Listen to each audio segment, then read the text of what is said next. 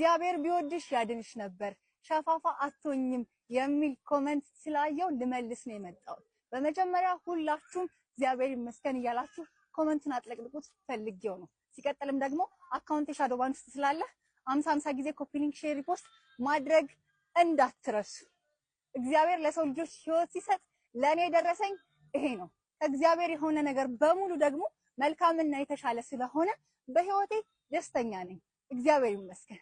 ስላሳለፍኳቸው ስቃዮች መች ነግሬያችሁ ነው እንደዚህ ለማሰብ የበቃችሁት? የትኛው የኔ ሸክም ነው የእናንተን ጀርባ ያጎበጠው የከበዳችሁስ? ለ7 ዓመታት መራመድ እንደማልችል እጆቼ እንደማይታዘዙልኝ አይኔን በደንብ እንደማያይልኝ ብነግራችሁ ኑሮ እግዚአብሔርን ምን ትሉት ነበር? አሁን ዛሬ የተሻለ እርምጃዎችን ከክራንቼ ጋር ሰበርሰካ ማለት ችዬ አግኝታችሁኝ እንደዚህ የተናገራችሁ ማለት ነው። ይኸውላችሁ ያለንን ነገር ዋጋ ማወቅ ከቻልን በህይወታችን በጣም ብዙ በረከቶች አሉ።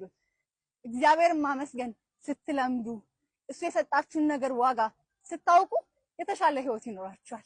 እግዚአብሔር ይመስገን እያላችሁ ኮሜንት ማድረግና ይሄንን ቪዲዮ በደንብ ኮፒ ሊንክ ሼር ሪፖስት ማድረግ እንዳትረሱ። እንደዚህ ለሚያስቡ ሰዎች እንዲደርስልኝ ማለት ነው።